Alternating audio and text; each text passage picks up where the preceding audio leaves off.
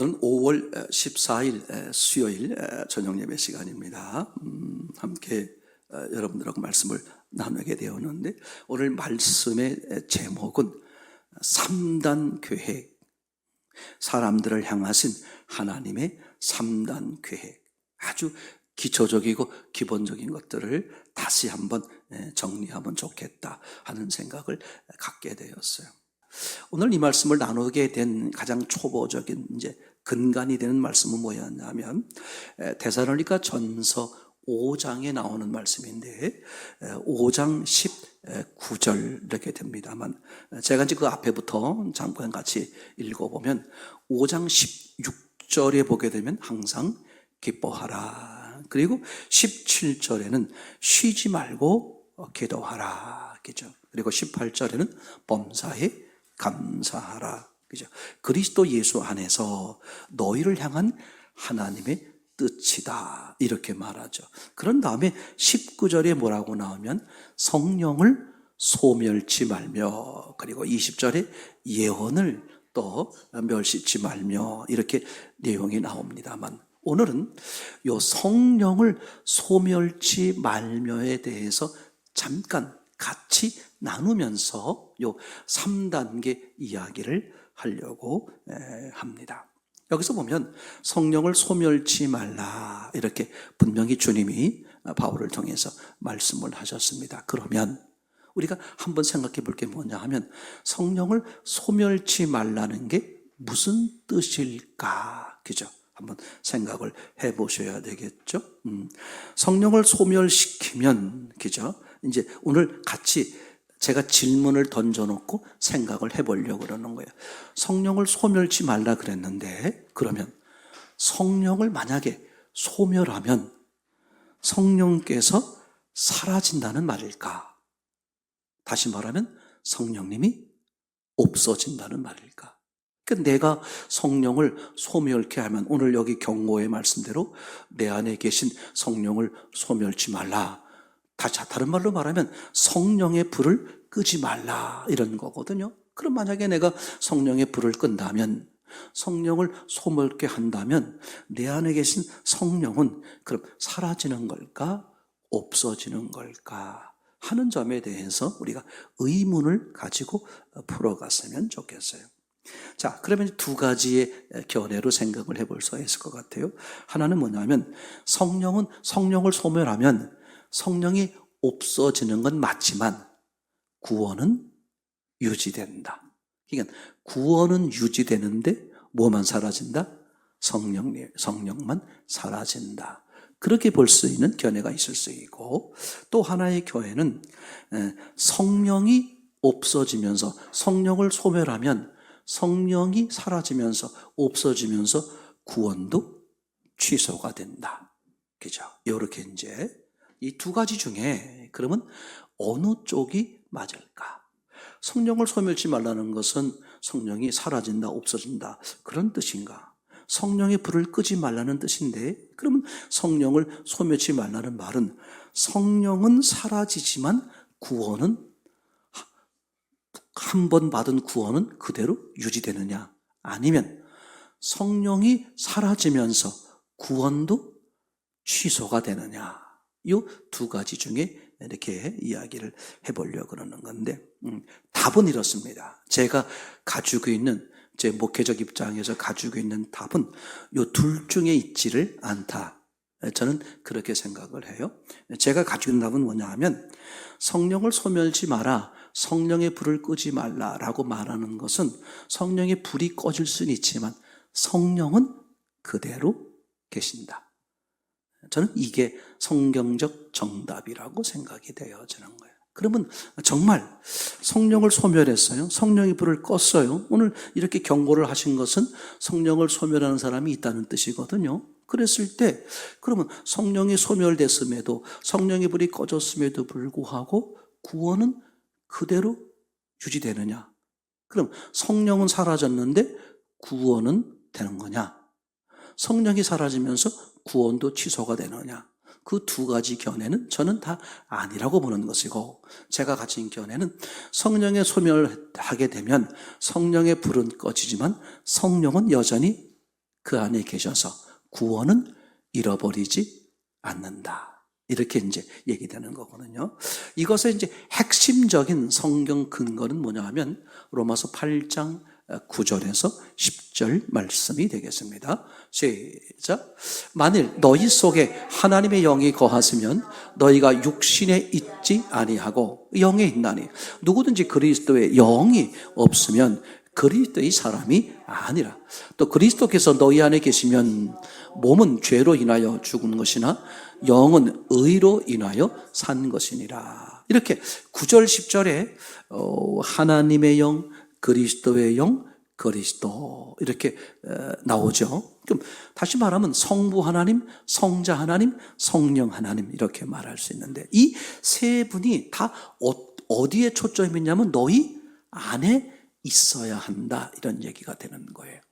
그죠? 그러니까 그리스도인 하나님의 자녀, 다른 말로 말하면 구원받으려면 이 삼위일체 이 세 분이 어디 계셔야 된다?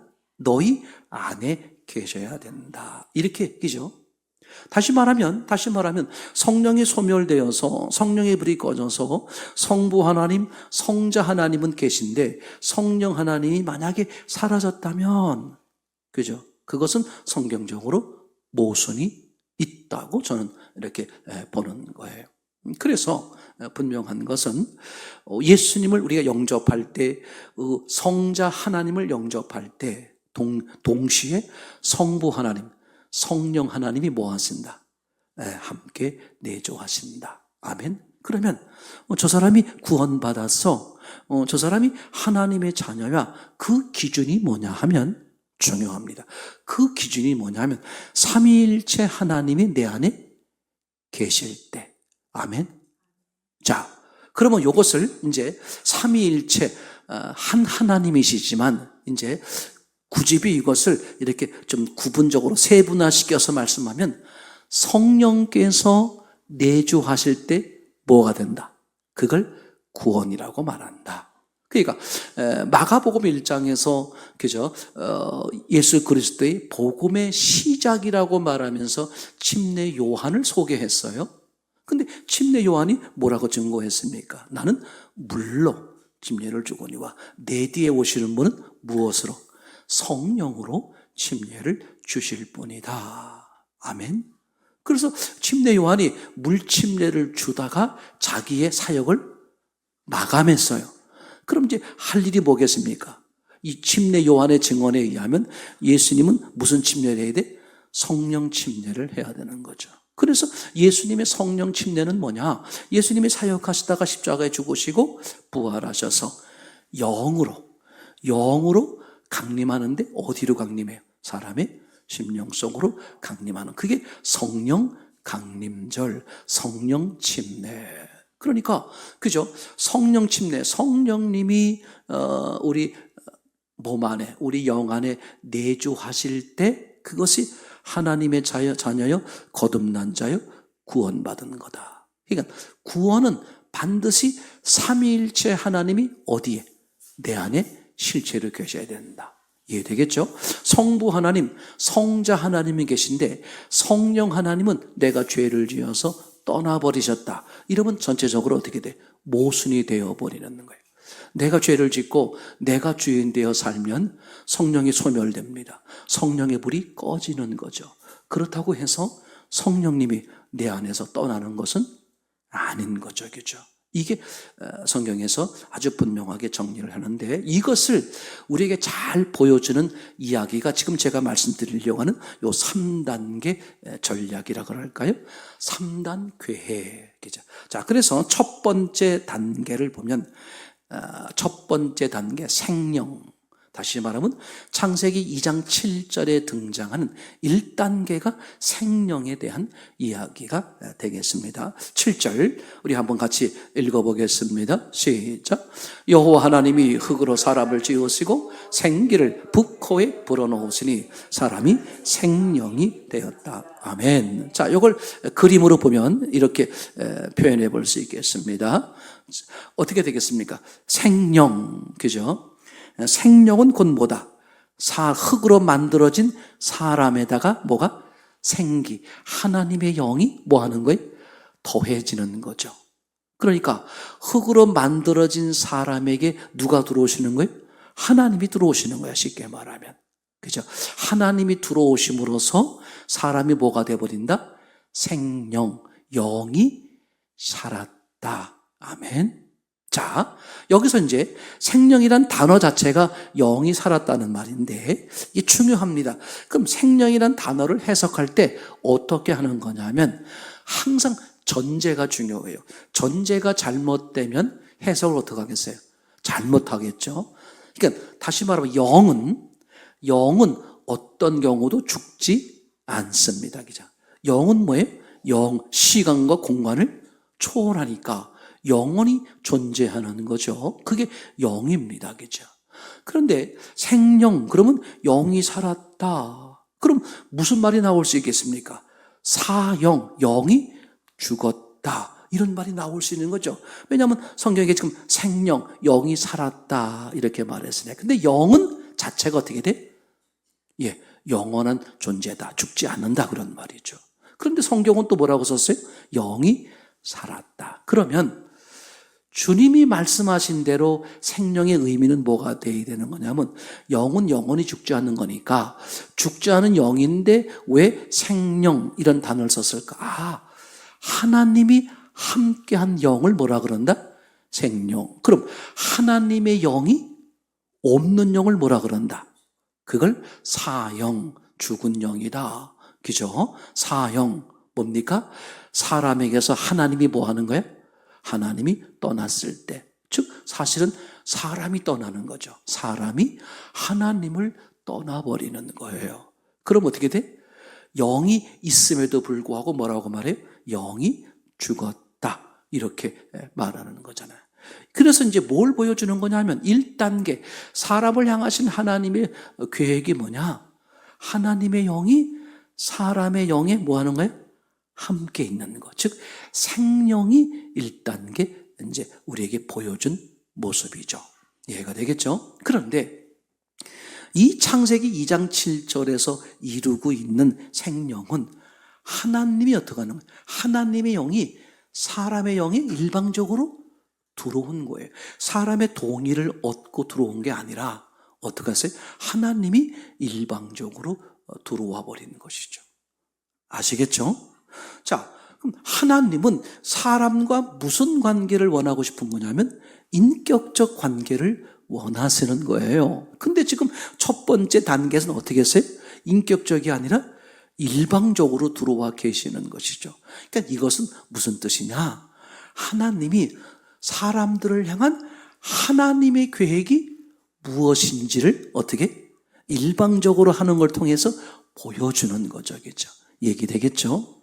그러니까 그래서 제가 이 창세기 2장을 여러분들에게 설명을 드릴 때 생명이라는 것은 사람에게 하나님이 일방적으로 들어와서 하나님이 함께한 사람이 됐는데 이것은 그죠? 하나님이 결국은 이 모습을 원하는 게 아니라 이런 모습을 원한다. 그렇게 말씀을 드렸어야겠죠. 이 모습이란 하나님이 일방적으로 들어와 버린 모습, 그 모습이 아니라 이런 모습, 일방적으로 들어왔지만 사람과 하나님이 하나로 있는 이 모습, 이런 모습을 하나님이 원하는데 이게 어떻게 이루어지길 원한다? 인격적으로 이루어지길 원한다 하는 것을 어떻게 미리 사람들에게 보여주는 것이죠.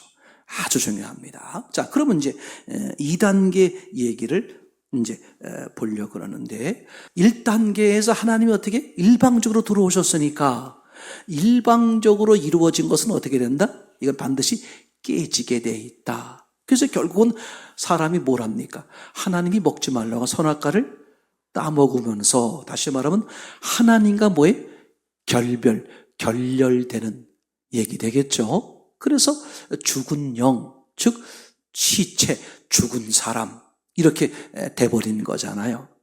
그래서 이제 그걸 아시는 이미 주님께서 에레미야서에다가 뭐라고 말씀하셨어요? 옛날 내가 그렇게 했던 게 깨져버리고 그래서 다시는 깨지지 않을 수 있는 새로운 관계를 맺겠다. 이걸 이미 구약시대 에레미야 시대에 우리에게 표현해 주고 있었습니다. 우리 구절을 함께 보겠어요. 에레미야서 31장 31절부터 33절 시작. 나 여호와가 말하노라. 보라, 날이 이르리니 내가 이스라엘 집과 유다 집에 새 언약을 세우리라. 나 여호와가 말하노라. 이 언약은 내가 그들의 열조의 손을 잡고 애굽 땅에서 인도하여 내던 날에 세운 것과 같지 아니할 것은 내가 그들의 남편이 되었어도 그들이 내 언약을 파하였음이니라. 나 여호와가 말하노라. 그러나 그날 후에 내가 이스라엘 집에 세울 언약은 이러하니 곧 내가 나의 법을 그들의 속에 두며 그 마음에 기록하여 나는 그들의 하나님이 되고 그들은 내 백성이 될 것이라. 아멘. 성경 전체가 이런 모습으로 써 있는 걸 발견하게 되죠. 그러니까 지금 에레미야서에서 이미 하나님을 떠나버린 사람들이죠. 하나님과의 관계가 깨졌단 말이에요. 그죠? 이제 그래서 하나님이 다시 새로운 관계를 맺겠다. 그러는데 어떻게 했습니까? 아예 어떻게 한다? 지난 첫 번째 계약에선 남편과 아내로서 있었는데 이번에 맺는 새로운 계약은 아예 너희 안에 들어와서 떠나지 못하도록 떠날 수 없는 그런 관계를 맺겠다. 이렇게 예레미야서에 표현하고 있죠. 이것을요, 모세가 출애굽하면서 첫 번째 계명, 두 번째 계명, 첫 번째 돌판과 두 번째 돌판을 통해서 아주 명백히 말씀해 주셨어요. 첫 번째 십계명 돌판은 즉 하나님과 사람과의 계약이고 약속이죠. 그 첫 번째 돌판은 어떻게 만들어졌어요? 글도 하나님이 쓰시고 돌도 하나님이 만드셨어요. 즉 하나님과 사람과의 약속과 언약인데 하나님이 일방적으로 맺은 약속이요 언약이 됐죠. 근데 그게 어떻게 됐습니까? 모세가 들고 내려오다가 깨트려 버렸어요. 그죠? 그래서 두 번째 돌판, 십계명 할 돌판을 준비하는데 하나님이 모세에게 그렇게 말씀하셨어요. 자, 내가 다시 계명을 써줄 텐데 대신에 돌판을 네가 만들어 와라. 그래서 모세가 지난번에 받았던 돌판과 똑같은 돌판을 만들어서 가지고 올라가니까 하나님이 그 돌판에다 어떻게 했습니까? 십계명, 하나님과 사람과의 관계, 언약, 약속의 말씀을 써주셨어요. 근데 성경에 보면 그 두 번째 돌판이 깨졌다는 내용이 없더란 말이죠. 그러니까 첫 번째 하나님과 사람의 관계가 일방적으로 되었을 땐 깨져버렸는데 두 번째 하나님과 모세를 대표로 하는 하나님과 사람들과의 이 관계가 어떻게 됐다? 글은 하나님이 쓰시고 돌은 모세가 즉 사람이 만들고 하나님과 사람이 인격적으로 연합하여 만들어진 언약, 약속 이 관계는 깨어지지 않았더라. 아멘. 그래서 이 두 번째 이제 단계의 이 내용이 뭐냐 하면 인격적 생령 이렇게 되겠죠. 그죠? 그러니까 다시 생령을 회복하는 건데 어떤 식으로 회복한다? 인격적으로 회복한다. 이게 얼마나 놀라운 사실인지 몰라요. 자, 그러면 이제 첫 번째, 먼저 인격적 생령이 되기 위해서 하나님이 먼저 뭘 하시느냐? 인격적 방문을 하십니다. 요한계시록 3장 20절 말씀이죠. 시작. 볼지어다 내가 문 밖에 서서 두드리노니 누구든지 내 음성을 듣고 문을 열면 내가 그에게로 들어가 그로 더불어 먹고 그는 나로 더불어 먹으리라. 그러니까 그죠? 우리 몸 밖에서 두드리시는 거예요. 맞습니까? 두드리시는 하나님. 이거 하나님의 능력과 예전의 경험 가지고 그냥 일방적으로 하시면 될 텐데 그렇게 안 하신단 말이죠. 그죠? 하나님이 어떻게 하는가요? 우리가 있는 그 기회가 있는 동안 계속 두드리시면서 뭐 하는 거예요? 내가 그 주의 음성을 듣고 문을 열기를 기다리시는 거죠. 그러니까 하나님은 스탠바이 이제 글씨를 써줄 수 있는 준비가 돼 있는 거예요. 모세를 통해서 즉 사람이 마음의 신비, 마음의 비석에다가 하나님이 글씨를 쓰시는 것, 말씀을 기록하는 것, 즉 말씀이 우리 마음밭에 기록되는 것, 즉 말씀이신 하나님이 우리 마음 안으로 들어오시는 걸 표현하는 거죠. 근데 그걸 어떻게 한다? 일방적으로 인격적으로 인격적으로 한다. 그래서 밖에서 문을 두드리시는 거야. 아멘. 인격적 방문을 하시는 거죠. 이게 놀라워요. 이 인격적 방문을 위해서 우리가 100년 동안 살면서 수도 없는 수많은 희로애락의 일들이 벌어지는 거예요. 우리는 돈 때문에 문제가 생기고, 질병 때문에 문제가 생기고, 사람 때문에 문제가 생기고, 뭐 때문에 문제가 생기고, 다 그것 때문에 문제가 생겨서 그걸 바라보고, 그것 때문에 원망하고 질투하고, 다 그렇게 하지만, 이 모든 벌어지는 모든 일들이 뭐다? 하나님이 뭐 하는 거예요? 하나님이 놓고 하는 거예요, 놓고. 맞습니까? 인격적 뭐 하는 거예요? 인격적 방문을 하는 거예요. 맞습니까? 하나님이 없는 사람들에겐 인격적 방문을 하고, 하나님이 있는 사람들에겐 하나님의 관계가 더 깊어질 수 있도록 인격적 관계를 어떻게 놓고 하는 거잖아요. 맞습니까? 이제 인격적 방문을 사람이 어떻게 한다? 인격적 영접을 하는 거죠. 두 번째, 그게 요한복음 1장 12절 말씀이 되겠습니다. 함께 읽어볼까요? 시작. 영접하는 자, 곧 그 이름을 믿는 자들에겐 하나님의 자녀가 되는 권세를 주셨으니. 아멘. 그죠? 뭡니까? 두드리시는 그분을 어떻게 하는 거예요? 받아들이는 거죠. 이걸 그림으로 한번 볼게요. 자, 이렇습니다. 이렇게 하나님과 사람이 뭐가 돼버렸어요? 서로 남남 상태가 돼버린 것입니다. 남남 상태였는데 하나님 뭐 하시는 거예요? 인격적 방문을 하신 거야. 그죠? 근데 인격적 방문이 사람들이 볼 때는 어떻게 보일 수 있어요? 고난으로 보일 수 있고, 사건으로 볼 수 있고, 원망거리로 볼 수 있고, 두려움거리로 볼 수 있고, 근심거리로 보일 수 있고, 그렇잖아요. 근데 사실은 다 뭐야? 하나님의 인격적, 나를 위한, 심히 좋게 하게 하시기 위한 하나님의 계획을 가지고 어떻게 하는 거예요? 오는 거죠. 그래서 내가 그분을 알아보고 영접을 하면 어떻게 됩니까? 그분과 내가 인격적으로 하나가 되는 거잖아요. 아멘. 그죠? 자, 이제 3단계. 자, 그렇게 해서 이제 하나님과 다시 내가 뭘 이루었어요? 원래 생명은 생명인데 어떤 생명? 인격적 생명을 잃었단 말이에요. 그럼 인격적 생명을 잃은 사람들은 3단계 뭘 해야 되느냐? 바로 성령 충만이 되겠죠. 자, 성령 충만을 아주 그림으로 간단하게 한번 보겠어요. 자, 그림을 보여주면 이런 겁니다. 자, 손가락이 단 거예요. 그럼 저거를 제가 지금 무엇을 표현하기 위해서 저 그림을 사용했겠어요? 생명이란 말이야. 하나님과 사람이 뭐 한 거예요? 만난 거야. 그죠? 성령이 내 안에 들어오신 거야. 구원 받은 거요. 하나님의 자녀란 말이죠. 그럼 성령 충만은 뭐냐? 간단한 거예요. 하나님이 나를 지배하는 게, 즉 하나님과 나와의 화목하는 게 많아지는 거죠. 바로 오른쪽으로 말하면 어떻게 돼? 손끝만, 하나님의 손과 인간의 손이 손끝에만 다 있다가 이제 어떻게 하는 거야? 많은 부분이 겹쳐 있잖아요. 이게 뭐야? 이게 성령 충만이죠. 그러니까, 그죠? 너무 놀라운 사실이 뭐냐 하면, 원래 하나님이 우리를 향한 어떤 계획이 있었다?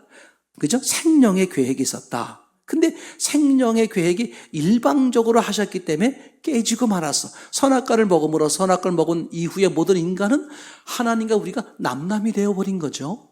그래서 하나님이 어떻게 하셨느냐? 이 땅에 찾아오셔서 우리와 하나 될 수 있는 걸 만들기 위해 그 장애물들을 다 제거하시죠. 그게 십자가와 부활인 것이죠. 그죠? 그런 다음에 어떻게 합니까? 영으로 내려오셔서 우리의 마음의 문을 두드리시는 거예요. 맞습니까? 그래서 그분을 받아들이면 우리가 뭐가 되어버리는 거예요? 인격적 생명이 되는 것이죠. 하나님의 자녀가 된 것이요, 구원받은 사람이 된 것이죠. 근데 그것을 실제 하나님의 관점, 성령 충만이라는 관점에서 보면 이제 하나님과 내가 뭐 하는 거예요? 겨우 만난 거야. 결혼으로 말하면 뭐예요? 신혼초. 그죠? 아무리 사랑한다고 그랬지만 서로를 잘 아직은 모르고 부분에서 부딪히는 것도 있고 서로 모르고 아직 이제 화목이 깊지는 않아요. 사랑하는 마음은 있지만, 그런데 그 사랑하는 마음을 뭐 하는 거예요? 더해가는 거예요. 하나님을 더욱 알아가는 거죠. 그러니까 우리가 하나님을 만나기 전에도 마찬가지고 만난 후에도 하나님은 계속해서 뭐 하신다? 우리로 하여금 하나님을 알아가도록, 아멘. 하나님을 알아가도록 많은 일들과 사건들을 통해서 우리에게 찾아오시고 말씀하시고 알게 하는 거죠. 그래서 우리는 수많은 일들, 항상 어느 사건이나 어느 상황 속에서도 오늘은 여길 보고, 오늘은 사람을 보고, 오늘은 뭐 재물을 보고, 그게 아니라 사람 살아가는 모든 일들 가운데 뭘 보는 거야? 항상 하나님을 보는 거야. 맞습니까? 그죠? 하나님이 왜 이렇게 창조하셨지? 하나님을 보는 거예요. 하나님이 왜 역사하셨지? 하나님을 보는 거예요. 내게 왜 이런 일이 일어났지? 뭘 보는 거예요? 하나님을 보는 거예요. 그러므로서 하나님이 지금 내게 뭘 말하는지를 알아가지면 그분과의 관계가 더 깊어지고 넓어지고 높아지고, 와, 맞습니까? 그래서 저분이 이걸 원하시는구나. 이렇게 하는 걸 원하시는, 이렇게 하면 내게 더 좋구나. 그러니까 점점 그분을 알아질수록 나는 어떻게 하겠어요? 점점 그분에게 나를 내어드리겠죠. 그러니까 그분 입장에서 뭐가 돼버리는 거야? 성령의 지배가 되는 것이고, 내 입장에서는 성령의 충만이 되는 거겠죠. 창세기 1장에 보면 이런 말이 나옵니다. 보시기에 좋았더라, 보시기에 심히 좋았더라. 한문으로 말하면 좋았다, 좋을 호자. 그 호자도 맞는 말이지만 호자란 말보다는 보시기에 좋았더라는 말을 무엇으로 해석해야 되냐면 선. 그게 하나님이 원하시는 것, 하나님이 선이, 하나님이 기준이다, 이런 뜻이죠. 그러니까 우리는 하나님이 좋았다 그러면 하나님이 좋아하셨구나, 그런 얘기가 아니라 그것도 되지만 뭐다? 그게 하나님이 원하시는 기준이요, 선이다, 의다. 그러면 뭐야? 생명이 뭐야? 하나님과 함께하는 게 뭐야? 그게 하나님이 좋아하실 뿐만 아니라 그게 하나님이 원하시는 기준이고, 그게 하나님 보시기에 선이고, 그럼 악이 뭐야? 하나님을 떠나는 게 악인 것이죠. 얘기되겠죠? 자, 그 성령을 충만하면, 충만의 모습이 뭐라 그랬습니까? 손가락만 겨우 닿고 있던 사이에서 점점 하나님과 나 사이의 관계가 깊어지는 것. 내가 하나님을 더욱 알아가는 거죠. 그러면 그분 앞에 어떻게 하겠어? 더 굴복하겠어, 안 하겠어요? 굴복하는 게 너무 좋은 거야. 아멘. 반대로 말해볼게요. 이번엔 성령 충만이 아니라 반대로 성령 소멸인 경우는 어떻게 되는 걸까? 그림으로 보면 이렇습니다. 왼쪽에 검은 게 들어가 있는 게 무슨 성령 소멸, 성령이 소멸됐다, 성령의 불이 꺼졌다. 그랬을 경우에 어떻게 되느냐? 성령이 사라져버리고 구원도 사라져버리고 그런 게 아니라, 구원도 사라지지 않고 성령이 소멸됐음에도 불구하고 성령의 불이 꺼졌음에도 불구하고 성령님은 여전히 어떻게 내 안에 계신다. 그게 지금 저 원 안에 검정점이 있는 것. 여전히 성령이 내 안에 계시는데 왜 검어? 성령이 역사를 못하는 거야. 왜? 내가 주인 노릇하고, 내가 성령을 지배하고 있는 거야. 내가 내 마음대로 하는 거야. 그게 성령을 소멸시키는 거야. 성령의 불을 끄는 거죠. 그러면 성령의 불을 끈 사람에게서 성령을 이제 충만케 하려면 어떻게 돼야 돼요? 나를 주인 노릇해서 내려놓는 거죠. 그리고 성령 따라, 말씀 따라 나를 내어드릴 때 점점 성령이 나를 지배하게 되고 성령의 충만을 누리게 되는 거겠죠. 그러니까 왼쪽 그림에 성령이 소멸했을 때, 오른쪽 그림은 동그란 하얀 점만 있는 거예요. 성령께서 나가버리셨다. 그래서 구원도 잃어버렸다. 이거 아니고, 또 성령은 나가버렸지만 구원은 유지된다. 이것도 아니고, 그죠? 어떤 그림이 맞다? 검은 점이 있는 그림. 성령이 소멸되었어도, 성령의 불이 꺼졌어도 한 번 들어오신 성령은 어떻게 된다? 여전히 내 안에 계시는데 근심하며 계시는 것이지. 그죠? 역사를 못 하시는 거. 왜? 인격적 역사이기 때문에 내가 저분 앞에 나를 내어드릴 때, 맞습니까? 그래서 성령이 소멸되었을 때 뭐가 필요하다? 회개가 필요한 거죠. 회개는 뭘 하는 거예요? 주인을 바꾸는 거야. 내가 주인으로 됐기 때문에 이제 누가? 성령님, 예수님이 주인이십니다. 아멘.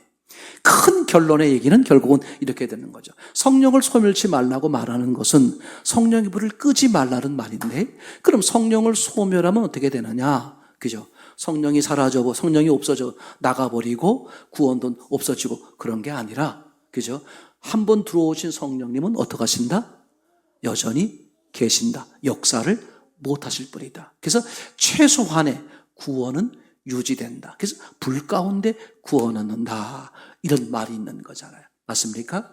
우리는 성령님을 근심케 하지 않기 위해서 어떻게 해야 돼? 매 순간 예수님을, 성령님을, 하나님을 바라보며 그분이 인도하는 대로, 그분이 말씀하는 대로 순종하고 굴복하며 나아갈 때 매 순간 무슨 역사가 일어나요? 성령 충만의 역사가 일어나겠죠. 그런 은혜를 누리시는 우리 중심교 교우들 모두 되기를 소원합니다.